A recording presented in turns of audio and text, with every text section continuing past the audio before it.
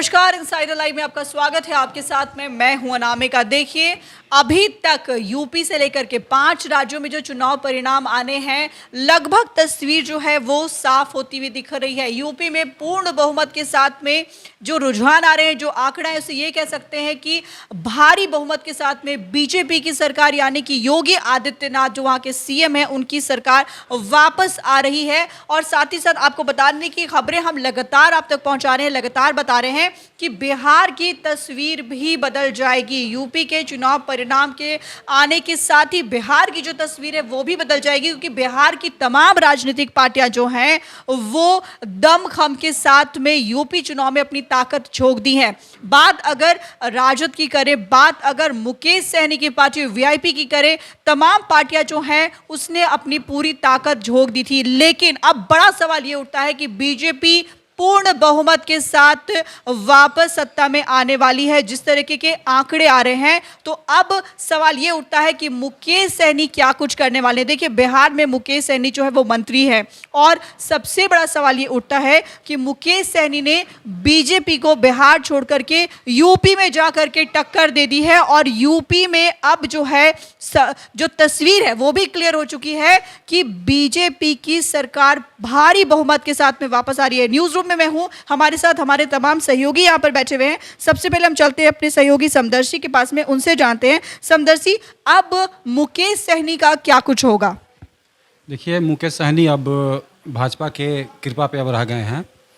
मुकेश सहनी को लगा था कि हम यूपी चुनाव में कुछ सीट हासिल करके बिहार में भी अपनी पार्टी में कुछ हासिल कर लेंगे और यूपी में भी कुछ हासिल कर लेंगे, इसलिए उन्होंने है ना जदयू के साथ मिलकर, जदयू के साथ हाथ मिला करके यूपी चुनाव में है ना भागीदारी निभाया था।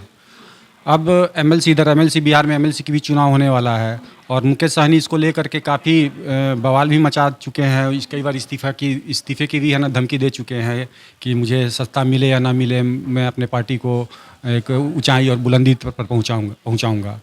तो इसको लेकर के लग रहा है कि अब है ना योगी है ना यूपी में उपयोगी हैं, और जो मुकेश सहनी की बात है तो अब ना वो यूपी के ही रह गए हैं और ना बिहार के रह गए हैं। अब उनको देखना है कि है ना अब हम है ना किस पाले जाएं। अब मुकेश सहनी ना घर के रहे ना घाट के रहे, वो वाली बात हो जाती है। यानी कि बीजेपी की कृपा उन पर होती है नहीं होती, क्या लग रहा है आपको समदर्शी? लग रहा है कि देखिए, बिहार में मुकेश सहनी की स्थिति कुछ अच्छी है। मल्ला सीट, मल्ला पे है ना उनका काफ़ी अच्छा वोट बैंक मिला हुआ है, और उनकी पार्टी बिहार में कुछ अच्छा कर रही है, पार्टी आगे बढ़ रही है। तो इसको लेकर के जदयू भाजपा भी कुछ सोचेगी कि है ना इनको क्या किया जाए, इनके साथ क्या है ना बर्ताव किया जाए। तो देखिए, बात यह है कि बीजेपी अपनी कृपा बरसाती है नहीं बरसाती है मुकेश सहनी पर, यह तो आने वाला वक्त बताएगा। हालांकि इसके पहले जो मुकेश सहनी के तेवर थे काफ़ी तल्ख थे। हालांकि आपको बता दें कि मल्लाह का जो एक वोट बैंक है वो काफ़ी ज़्यादा मुकेश सहनी के पास में है, लेकिन फिर भी बीजेपी के साथ में टक्कर लेना महंगा पड़ गया मुकेश सहनी को। हमारे साथ हमारे सहयोगी कोमल हैं। कोमल, देखिए, जीतन राम मांझी ने पहले ही ये अनुमान लगा दिया था कि बीजेपी की सरकार बनने वाली है वापस से। कोमल, जीतन राम मांझी की बात करें तो जीतन राम मांझी ने कल ही अनुमान लगाया था, कल ही बता दिया था उन्होंने। जी, जीतन राम मांझी ने कल साफ साफ कह दिया था कि इसका परिणाम, यूपी चुनाव का जो परिणाम है उसका असर बिहार में भी जरूर देखने को मिलेगा। और उन्होंने मुकेश सहनी को लेकर बड़े ही मजाकिया अंदाज में एकदम हंसते हुए कहा था कि बाकी की जो 3 सीटें आ रही है वो तीनों सीटें लगता है जेडीयू और मुकेश सहनी के खाते में जाती हुई नजर आ रही है। तो बड़े ही एकदम हंसते हुए, बहुत ही मजे में वो ये बात कह रहे थे, लग रहा था जैसे वो चुटकी ले रहे हैं।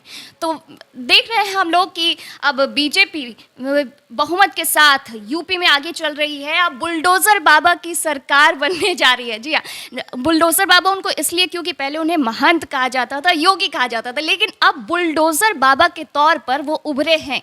बुलडोजर बाबा उन्हें अब कहा जा रहा है। और देख रहे हैं हम तस्वीरें कई देख रहे हैं, सोशल मीडिया पर मीम्स अब बनते जा रहे हैं। बुलडोजर के साथ लोग माथे पर बुलडोजर लेके चल रहे हैं, बुलडोजर के अंदर लेके चल रहे हैं। तो जी, तो देखिए, अब जहां तक जीतन राम मांझी की बात होती है तो कुछ समय पहले तक ऐसा लग रहा था कि जीतन राम मांझी की जो पार्टी है हम, और मुकेश सहनी की जो पार्टी है वीआईपी, दोनों साथ में मिल करके सरकार के खिलाफ आवाज उठा रही थी। लेकिन पलड़ा कितना जल्दी बदला जाता है, जीतन राम मांझी से ये सीख सकते हैं। हमारे साथ हमारी सहयोगी बिन्नी है यहाँ पर, उनसे जानेंगे कि बीजेपी पूर्ण बहुमत के साथ में जीत रही है। बिन्नी, जो तस्वीर अभी तक साफ हुई है, बिहार में इसका क्या कुछ असर पड़ सकता है, कैसी राजनीतिक तस्वीर बदल सकती है? भाजपा की जो यूपी में पूर्ण बहुमत से सरकार आ रही है, फिर से लौट रही है, उसका बिहार पे तो कुछ असर नहीं दिख रहा है फिलहाल। और आने वाले दिनों में आगे क्या होता है ये तो फिर वक्त ही बताएगा। बिल्कुल, बहुत सही कहा आपने बिन्नी कि ये वक्त बहुत ही मजबूत चीज़ होती है कि क्या कुछ होने वाला है, ये आने वाला वक्त बताएगा। लेकिन अभी जो कुछ पार्टियां जो हैं वो चर्चा में है, खास करके वीआईपी पार्टी की हम बात कर रहे हैं, मुकेश सहनी की बात कर रहे हैं। तो भाई अब मुकेश सहनी उस डगरे के बैगन की तरह हो गए हैं, जो इधर जाएंगे तो भी मुश्किल और उधर जाएंगे तो भी मुश्किल। क्या कुछ कर सकते हैं मुकेश सहनी, उनका अगला स्टेप क्या होगा, क्या बीजेपी उनके ऊपर अपनी रहमो करम बरसाएगी, ये वक्त बताएगा। फिलहाल इतना ही। अनामिका को दीजिए इजाजत, नमस्कार।